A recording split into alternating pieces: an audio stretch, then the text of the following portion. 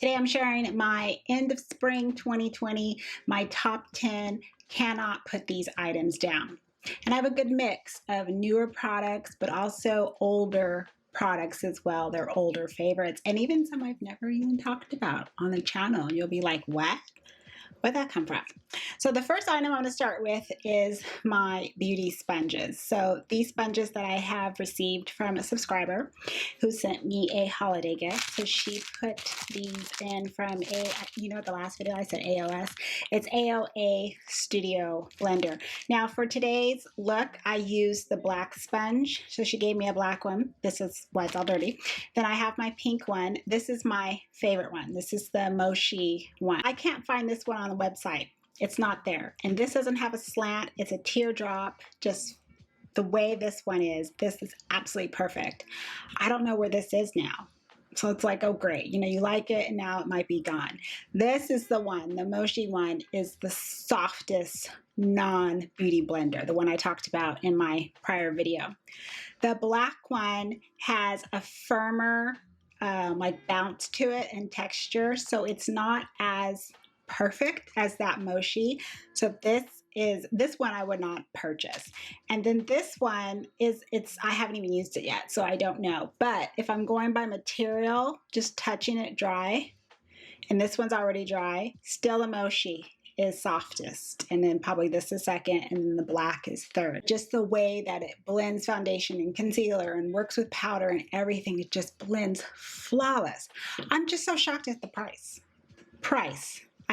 It's wonderful when you come across something, just you can't beat them. So I will reach out and bug the brand to find out where is this one, the Mochi, and bring it back. Next are my complexion products. I have a foundation, I have a concealer, and I have loose powder.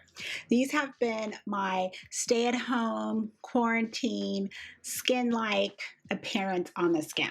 Covers what I need to cover, quick, fast, natural looking skin.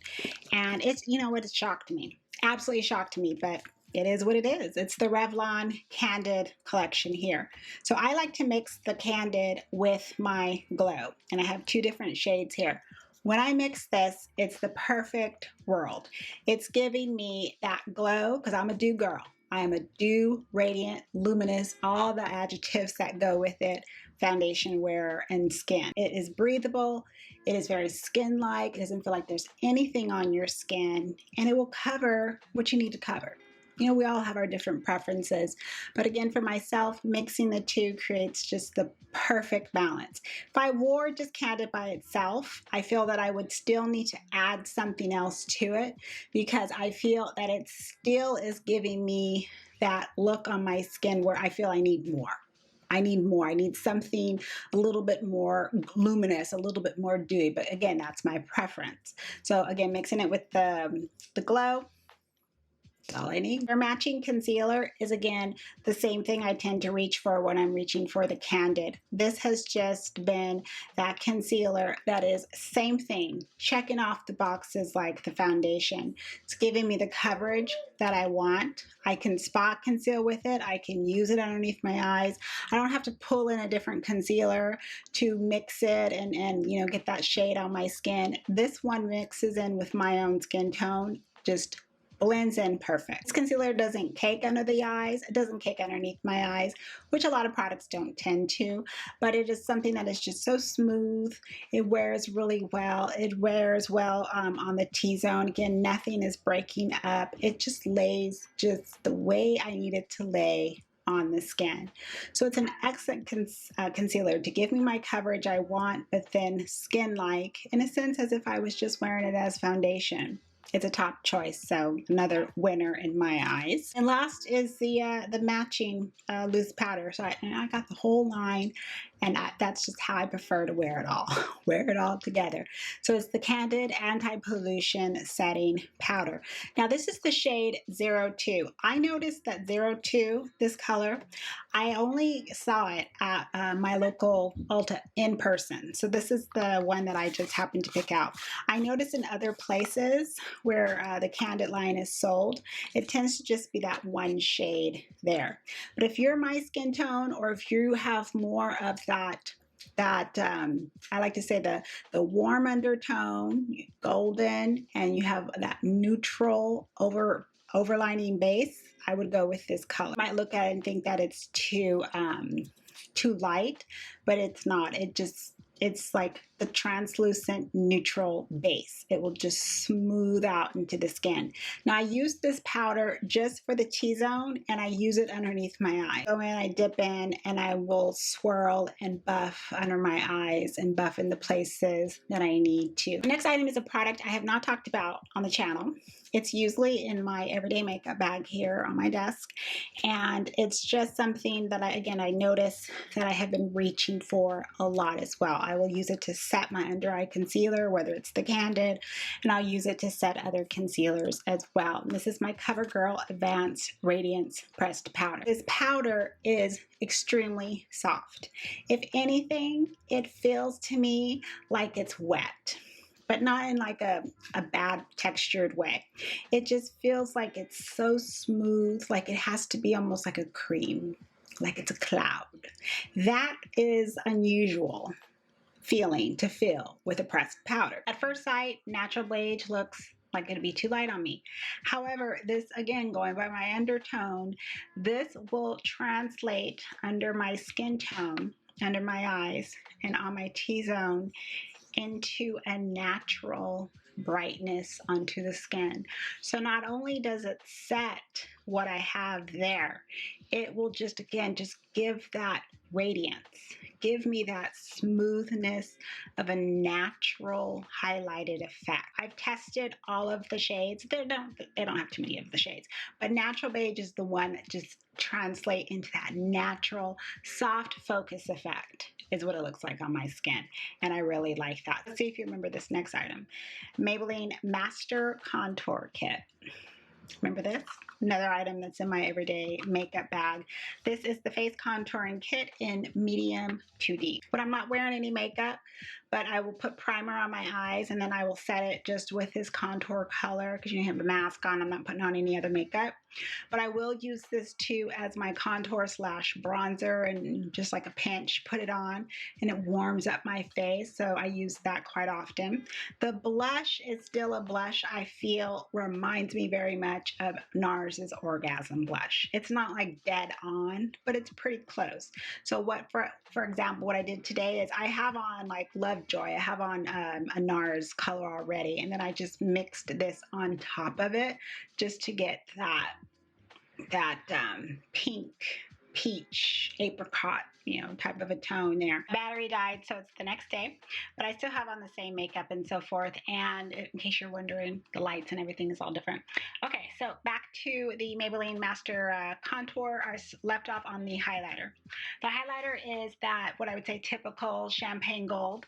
But this highlighter doesn't have any shimmer like chunks in it, no large particles. This is a highlighter that just lays and is very smooth, I feel, on the skin, which I can say the same thing about my hair. Overall, this is a good palette, and if you fall within the skin tone ranges, whether it's the light or the medium to deep that I have, I feel that, that they did a good job.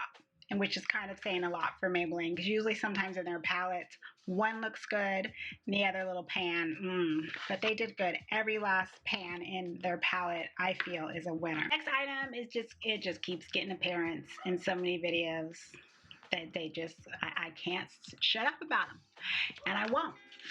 The Kosas color and light cream duos here. Now I have 3. Out of all the colors that I saw available from the brand, these are the 3 I'm just going to stay with. So I'll just let you know real quick. Helios, Velvet Melon, and Tropic. This is the first one that caused the craze with me, the Helios. And I am just comparing cream formulas now as they come in.